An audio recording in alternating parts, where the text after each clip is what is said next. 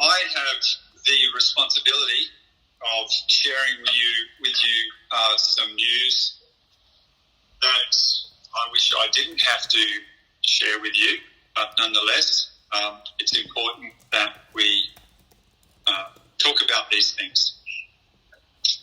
And I want to start by saying again that I love our church, and I love Pastor Brian and Bobby, and I love you guys. I don't know all of you, but every one of you that I know, I think you're amazing.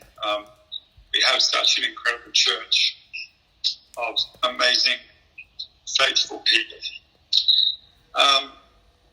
At the start of this year, there was an announcement made by Pastor Brian that he would be stepping aside for 12 months for the reason of his own personal health and emotional well-being, and because of the court case that he is going to be dealing with at the end of the year. And Lucinda and I was asked to step into this interim role. And the reason why he took that step is absolutely the truth. That is why he took that step.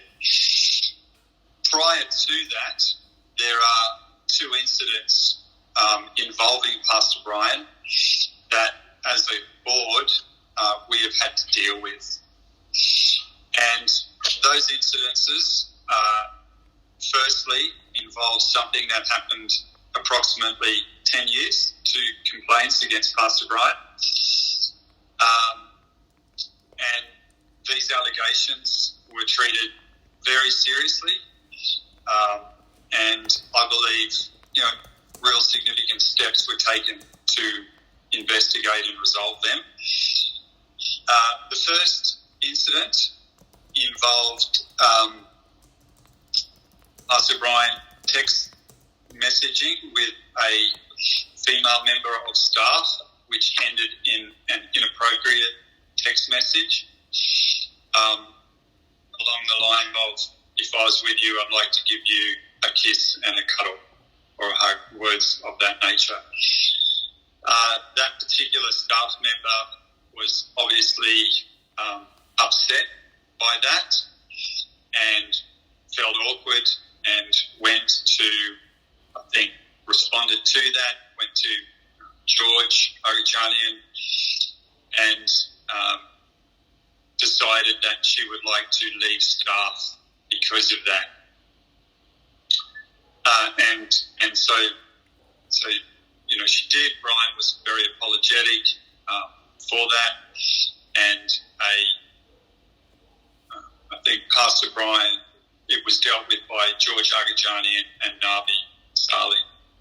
I personally was not aware of that, as was the majority of the global board, until the end of last year, 2021. That was the first incident. Along with that, this particular staff member came back because she couldn't get work, came back a few months later and said, "I'm really struggling to get a job. I feel it's unfair that I had to leave my job the way I did, and I would like some compensation for that." And so it was decided that she would be paid a couple of months' salary for what had happened to her. And so that is what happened in that scenario.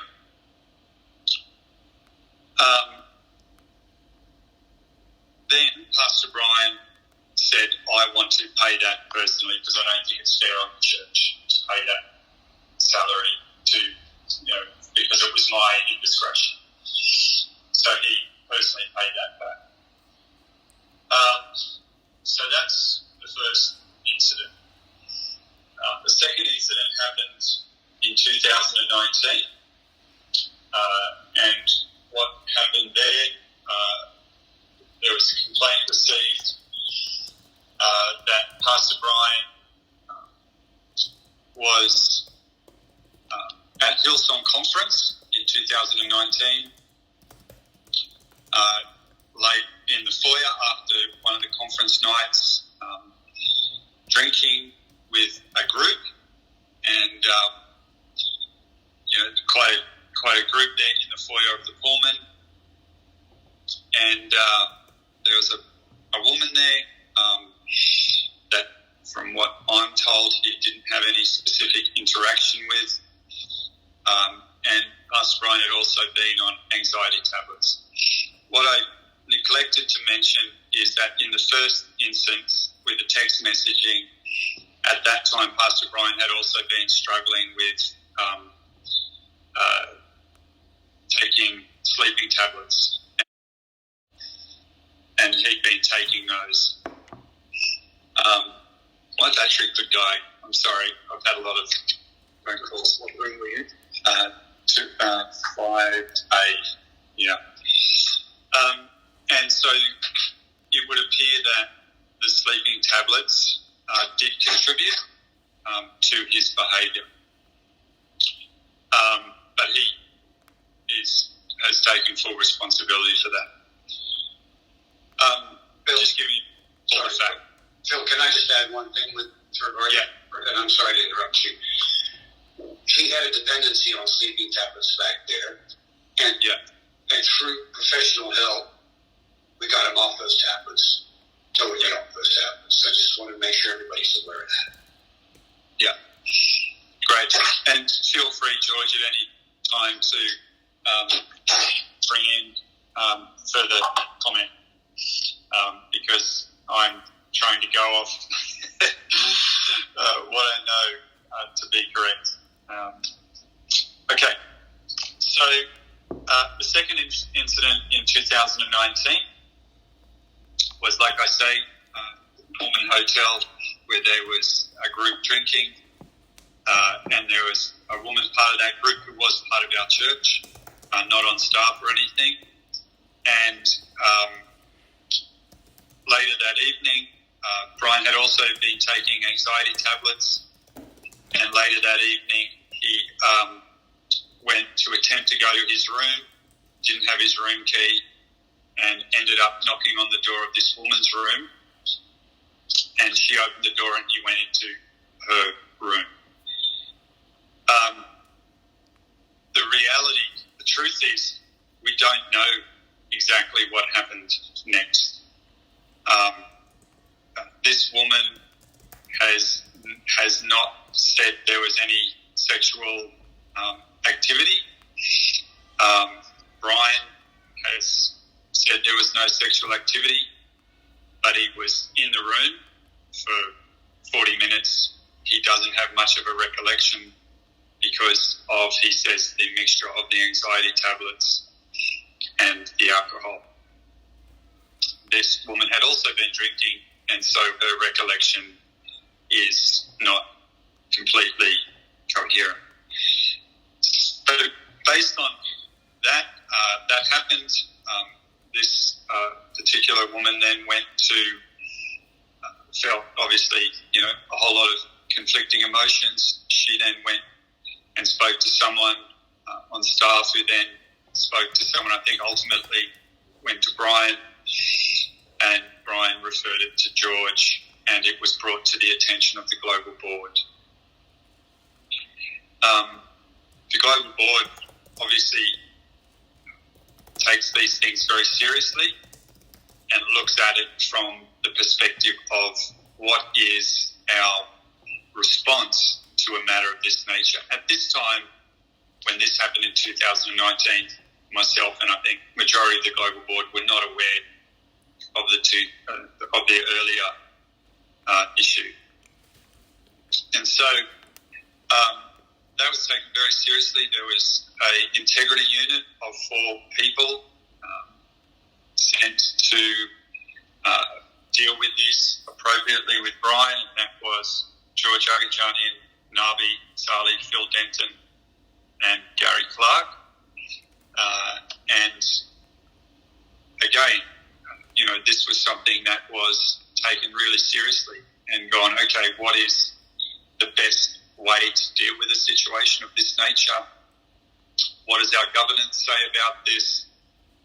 We had previously been in the ACC, and it was, what is the ACC governance in an issue of this nature, of this category? How should this be dealt with? And it was decided based on outside sources. Yeah, and also there were two outside sources. Gary Clark's with me here. Pastors who were included in that. Paul Dion was brought in to be part of the process, and Chris Hodges. And ultimately, through all of that, as you can imagine, not easy. The goal is always restoration. The goal is always health.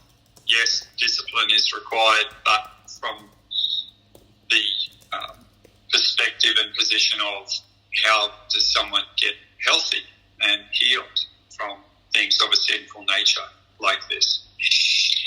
And it was decided that Brian should take 3 months off, and he would, in his own words, abstain from alcohol in that time, 3 months from ministry work. Unfortunately, he didn't abide by that. He did conduct some ministry, I believe on 3 separate occasions. And he also did, as he would say, consume some alcohol. And it was brought again to the board's attention at the end of last year when an email was sent to a whole group of elders. Elders are a group that are based primarily out of the Hills and the City campus in Sydney. They're not part of the global governance, but they have been involved in processes of wisdom, prayer, counsel, all of those things. They became aware of it. The Australian board was presented with this information, and so again, further discussion was had, and it was decided from all of that that Brian needed to take further time off, which he did in December, and he has not conducted ministry from beginning of December onwards. And at the same time, it was discussed with him about his general level of health and the effect of alcohol. And his response was, I understand I need to deal with this, and didn't get it right the first time. And the board said, well, you need to take that extra extended time off, which he did. And then in ongoing, it was decided, look, beyond that, you need to get healthy, and so you need to take this extra time. Because you've got the court case and because there are underlying issues here. And that's when I was asked, and Lucinda, to step into this role that we're currently in. There was a lot of conversation, discussion back and forth about how to deal with this, and also what statement to be made. And I think what's happening now is there's people who are going, well, there was a statement that Brian made that he's taking time off, and it's not reflective or mentioning these other issues, and therefore it could appear to be a cover-up.